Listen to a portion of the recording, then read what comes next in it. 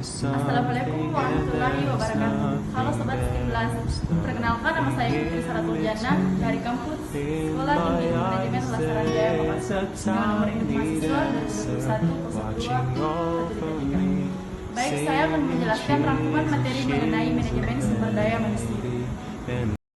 Baik, langsung saja. Materi pertama yaitu gambaran umum tenaga kerja. Tenaga kerja adalah orang yang bekerja atau mengerjakan sesuatu. Pengertian tenaga kerja juga didefinisikan sebagai orang yang mampu melakukan pekerjaan, baik di dalam maupun di luar hubungan kerja. Lapangan pekerjaan adalah bidang kegiatan dari usaha atau perusahaan atau instansi di mana seseorang bekerja atau pernah bekerja. Adapun contoh-contoh lapangan pekerjaan yaitu yang pertama, lapangan pekerjaan bidang pertanian, peternakan, perikanan, dan kehutanan. Yang kedua yaitu lapangan pekerjaan bidang pertambangan dan pengelolaan logam.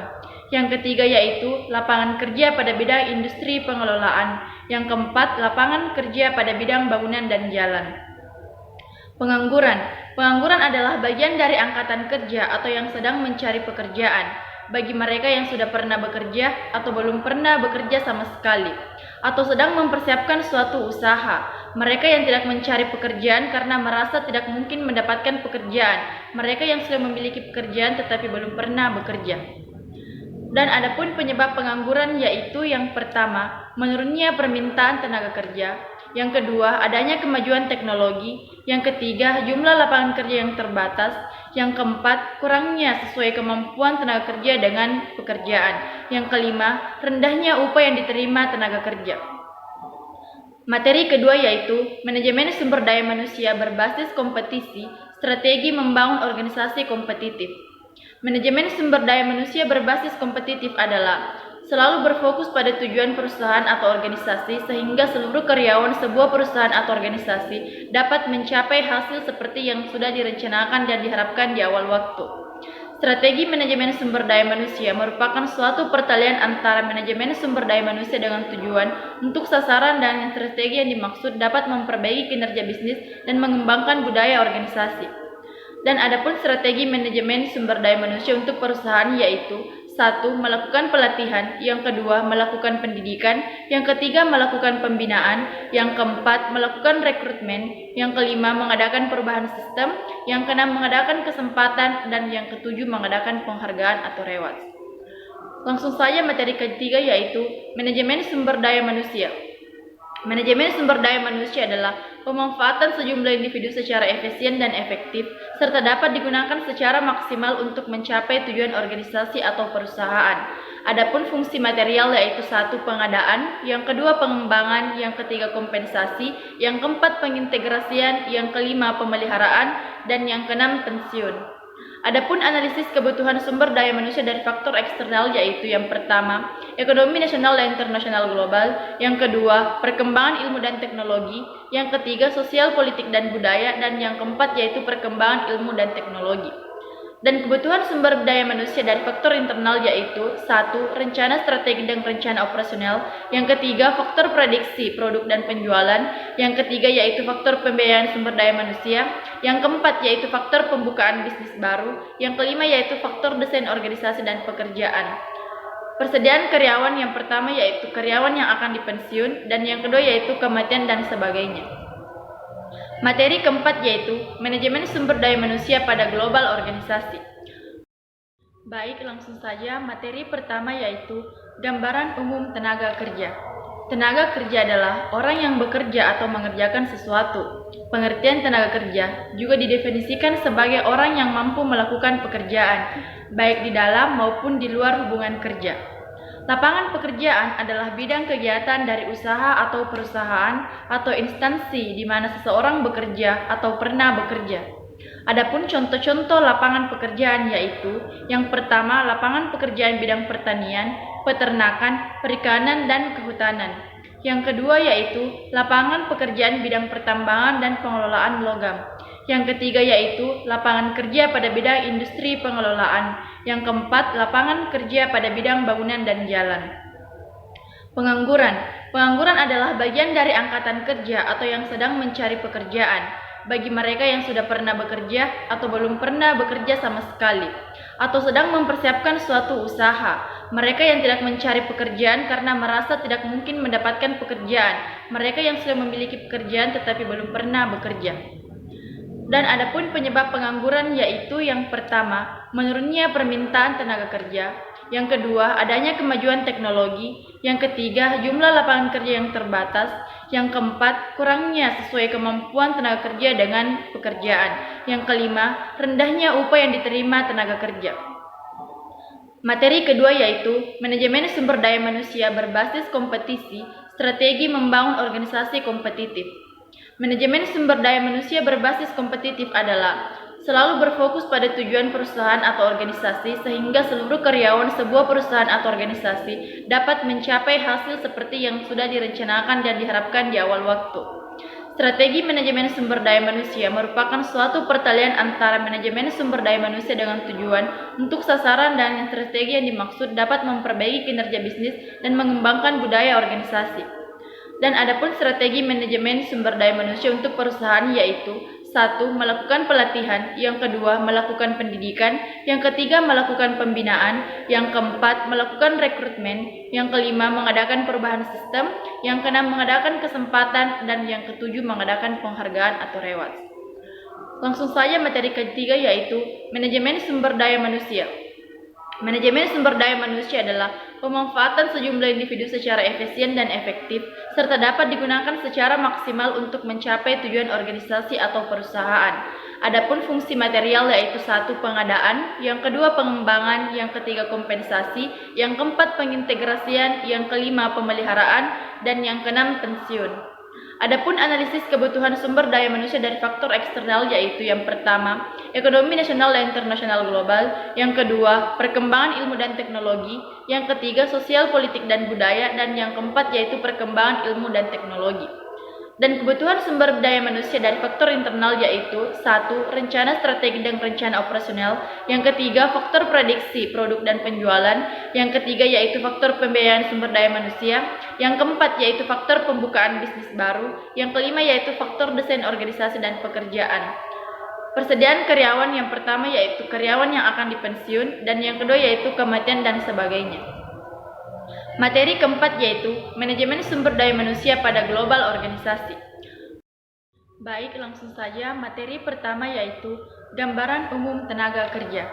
Tenaga kerja adalah orang yang bekerja atau mengerjakan sesuatu. Pengertian tenaga kerja juga didefinisikan sebagai orang yang mampu melakukan pekerjaan, baik di dalam maupun di luar hubungan kerja. Lapangan pekerjaan adalah bidang kegiatan dari usaha atau perusahaan atau instansi di mana seseorang bekerja atau pernah bekerja. Adapun contoh-contoh lapangan pekerjaan yaitu yang pertama lapangan pekerjaan bidang pertanian, peternakan, perikanan, dan kehutanan. Yang kedua yaitu lapangan pekerjaan bidang pertambangan dan pengelolaan logam. Yang ketiga yaitu lapangan kerja pada bidang industri pengelolaan. Yang keempat, lapangan kerja pada bidang bangunan dan jalan. Pengangguran. Pengangguran adalah bagian dari angkatan kerja atau yang sedang mencari pekerjaan. Bagi mereka yang sudah pernah bekerja atau belum pernah bekerja sama sekali, atau sedang mempersiapkan suatu usaha. Mereka yang tidak mencari pekerjaan karena merasa tidak mungkin mendapatkan pekerjaan. Mereka yang sudah memiliki pekerjaan tetapi belum pernah bekerja. Dan adapun penyebab pengangguran yaitu yang pertama, menurunnya permintaan tenaga kerja, yang kedua, adanya kemajuan teknologi, yang ketiga, jumlah lapangan kerja yang terbatas, yang keempat, kurangnya sesuai kemampuan tenaga kerja dengan pekerjaan, yang kelima, rendahnya upah yang diterima tenaga kerja. Materi kedua yaitu manajemen sumber daya manusia berbasis kompetisi, strategi membangun organisasi kompetitif. Manajemen sumber daya manusia berbasis kompetitif adalah selalu berfokus pada tujuan perusahaan atau organisasi sehingga seluruh karyawan sebuah perusahaan atau organisasi dapat mencapai hasil seperti yang sudah direncanakan dan diharapkan di awal waktu. Strategi manajemen sumber daya manusia merupakan suatu pertalian antara manajemen sumber daya manusia dengan tujuan untuk sasaran dan strategi yang dimaksud dapat memperbaiki kinerja bisnis dan mengembangkan budaya organisasi. Dan adapun strategi manajemen sumber daya manusia untuk perusahaan yaitu 1. Satu, melakukan pelatihan. Yang kedua, melakukan pendidikan. Yang ketiga, melakukan pembinaan. Yang keempat, melakukan rekrutmen. Yang kelima, mengadakan perubahan sistem. Yang keenam, mengadakan kesempatan. Dan yang ketujuh, mengadakan penghargaan atau rewards. Langsung saja materi ketiga, yaitu manajemen sumber daya manusia. Manajemen sumber daya manusia adalah pemanfaatan sejumlah individu secara efisien dan efektif, serta dapat digunakan secara maksimal untuk mencapai tujuan organisasi atau perusahaan. Adapun fungsi material yaitu satu, pengadaan, yang kedua pengembangan, yang ketiga kompensasi, yang keempat pengintegrasian, yang kelima pemeliharaan, dan yang keenam pensiun. Adapun analisis kebutuhan sumber daya manusia dari faktor eksternal yaitu yang pertama, ekonomi nasional dan internasional global, yang kedua, perkembangan ilmu dan teknologi, yang ketiga, sosial, politik, dan budaya, dan yang keempat yaitu perkembangan ilmu dan teknologi. Dan kebutuhan sumber daya manusia dari faktor internal yaitu satu, rencana strategi dan rencana operasional, yang ketiga, faktor prediksi produk dan penjualan, yang ketiga yaitu faktor pembiayaan sumber daya manusia, yang keempat yaitu faktor pembukaan bisnis baru, yang kelima yaitu faktor desain organisasi dan pekerjaan. Persediaan karyawan, yang pertama yaitu karyawan yang akan dipensiun, dan yang kedua yaitu kematian dan sebagainya. Materi keempat yaitu manajemen sumber daya manusia pada global organisasi. Global management adalah fakta kehidupan globalisasi mengacu pada sikap baru dan terbuka mengenai mempraktekkan manajemen secara internasional. Menurut J.F. Stoner Othman pada tahun 1991 yang mengatakan dengan globalisasi berarti tidak ada di luar negeri lagi. Dunia sekarang telah berubah menjadi Big Volweg, desa yang besar dan tanpa batas atau borderless. Dan adapun faktor-faktor yang mempengaruhi manajemen sumber daya manusia dalam organisasi global yaitu yang pertama budaya, yang kedua pendidikan, yang ketiga sistem ekonomi, dan yang keempat yaitu sistem politik. Manajemen sumber daya manusia internasional lebih luas fungsi yang harus ditangani, contohnya pajak, yang kedua yaitu gaji, mata uang asing, keluarga, pekerjaan, dan lain-lain. Materi kelima yaitu konsep manajemen sumber daya manusia strategi. Manajemen sumber daya manusia strategik merupakan serangkaian keputusan dan tindakan yang digunakan untuk merumuskan dan melaksanakan strategi yang memungkinkan kesesuaian antara perusahaan dan lingkungannya agar mencapai tujuan organisasi. Peran strategi manajemen sumber daya manusia dalam organisasi bisnis dapat dilihat dari segi teori sumber daya, di mana fungsi perusahaan adalah mengarahkan seluruh sumber daya atau kemampuan internal untuk menghadapi sumber daya kepentingan pasar sebagai faktor eksternal utama. Perumusan strategi suatu perusahaan merupakan proses dalam menjamin strategi meliputi beberapa tahapan yaitu satu, pengamatan lingkungan, yang kedua perumusan strategi, yang ketiga implementasi strategi, dan yang keempat yaitu evaluasi strategi. Materi keenam yaitu merumuskan dan menerapkan strategi sumber daya manusia. Strategi sumber daya manusia adalah kebijakan pengelolaan karyawan yang diintegrasikan dengan strategi organisasi dan digunakan untuk mendorong budaya organisasi agar karyawan memiliki nilai dan menjadi sumber keunggulan yang bersaing. Sumber daya manusia strategis dipusatkan pada penyesuaian strategi sumber daya manusia dengan strategi bisnis, dikarenakan karyawan bekerja sebagai mitra strategis dan membantu untuk memastikan keberhasilan strategi bisnis. Menurut Gary 2011, bahwa hal-hal yang perlu diperhatikan dan dipertimbangkan adalah bagaimana menciptakan sebuah rencana untuk membangun karir yang baik. Materi ketujuh yaitu sistem informasi sumber daya manusia. Sistem informasi sumber daya manusia merupakan sebuah bentuk interaksi atau sebuah pertemuan antara bidang ilmu manajemen dengan sumber daya manusia dan teknologi informasi. Adapun tujuan kegunaan sistem informasi sumber daya manusia yaitu yang pertama, untuk meningkatkan efisiensi, yang kedua agar lebih strategis serta berhubungan dengan perencanaan sumber daya manusia, yang ketiga yaitu dengan berkembangnya teknologi yang ada tentunya ada banyak sekali manfaat yang bisa dirasakan oleh para pebisnis, yaitu yang pertama meningkatkan efisiensi, yang kedua manajemen data, yang ketiga meningkatkan produktivitas. Manfaat dari sistem informasi sumber daya manusia yang pertama yaitu memeriksa kapabilitas karyawan-karyawan saat ini guna mengisi kekosongan yang diproyeksikan. Yang kedua yaitu mempelajari komposisi usia, suku dan jenis kelamin dari berbagai pekerjaan dan kelas pekerjaan guna memastikan apakah semua sesuai dengan ketentuan yang berlaku.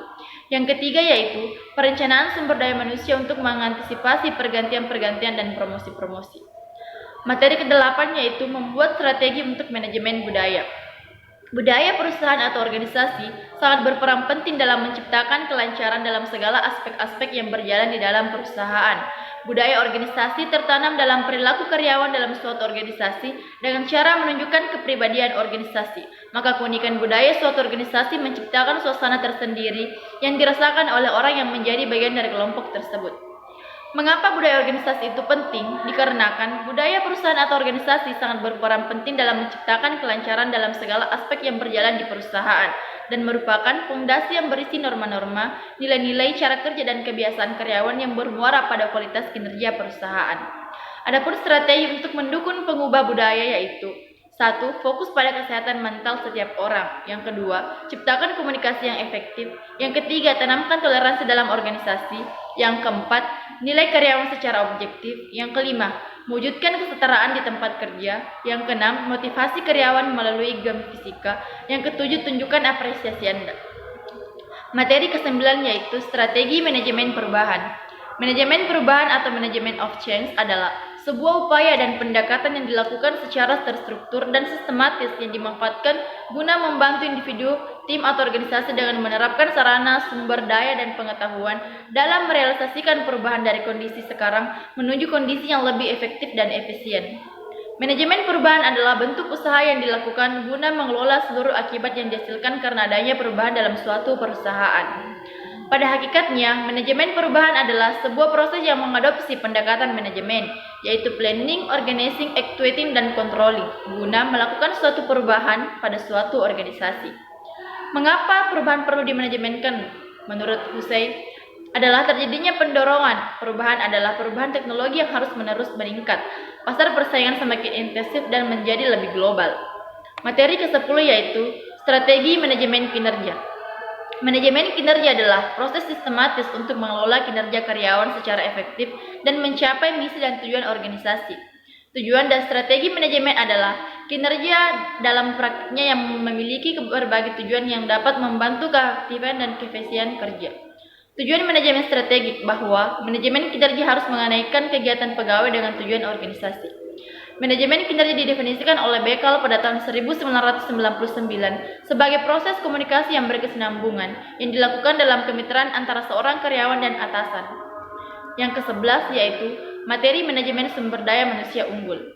Sumber daya manusia unggul adalah sumber daya yang paling dapat diandalkan, bisa melakukan hal apapun yang memiliki nilai lebih dari yang orang lain lakukan, mampu bersaing dan memiliki skill yang kebanyakan orang lain tidak miliki dan dilandasi oleh sifat dan karakter yang terpuji. Pengembangan organisasi atau organization development merupakan salah satu bidang pengembangan dari manajemen sumber daya manusia, di mana sumber daya manusia organisasi fokus membantu perusahaan dalam mencapai peningkatan kinerja yang berkelanjutan melalui sumber daya manusianya. Adapun tujuan dari pengembangan organisasi adalah agar organisasi dapat merespon dan beradaptasi dengan lebih baik terhadap perubahan industri atau pasar dengan kemajuan teknologi, termasuk perubahan yang ingin dilakukan. Adapun 4 tujuan pengembangan organisasi yang lainnya yaitu sebagai alat mengidentifikasi perubahan, yang kedua mempromosikan dan mengelola pertumbuhan, yang ketiga mendukung inovasi lokal, yang keempat menganalisis proses kerja. Materi ke-12 yaitu perencanaan sumber daya manusia. Perencanaan sumber daya manusia sebagai suatu kegiatan merupakan proses bagaimana memenuhi kebutuhan tenaga kerja saat ini dan masa mendatang bagi sebuah organisasi. Sumber daya manusia adalah kemampuan terpadu dari daya pikir dan daya fisik yang dimiliki oleh setiap individu. Perencanaan sumber daya manusia atau human resource planning disingkat PSDM merupakan fungsi pertama dan utama dari manajemen sumber daya manusia. Perencanaan sumber daya manusia diproses oleh perencanaan atau planner dan hasilnya menjadi rencana atau plan. Planning is fundamental. Causing and planning arise only when a linear course of action is discussed by Bill Gates. Perencanaan adalah pemeliharaan yang fundamental dan masalah perencanaan timbul jika terdapat alternatif. Materi ke-13 yaitu pentingnya manajemen perencanaan karir. Perencanaan karir adalah perencanaan yang fokus pada pekerjaan yang mengidentifikasi jalan karir yang memberikan kemajuan logis atau orang yang diantara pekerjaan dalam organisasi. Perencanaan karir juga dipengaruhi oleh beberapa faktor yaitu tahapan kehidupan karir, dasar karir, dan jalan karir.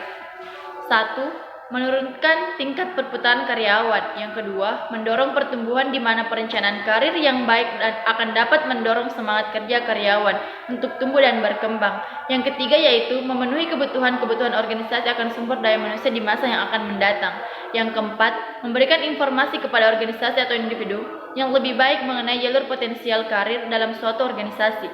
Yang kelima, membantu melaksanakan rencana-rencana kegiatan yang telah disepakati. Materi terakhir yaitu manajemen sumber daya manusia unggul. Revolusi industri 1.0 yaitu ditandai dengan adanya penemuan mesin uap. Revolusi industri 2.0 yaitu ditandai dengan adanya penggunaan listrik. Revolusi industri 3.0 yaitu ditandai dengan adanya penggunaan informasi dan teknologi.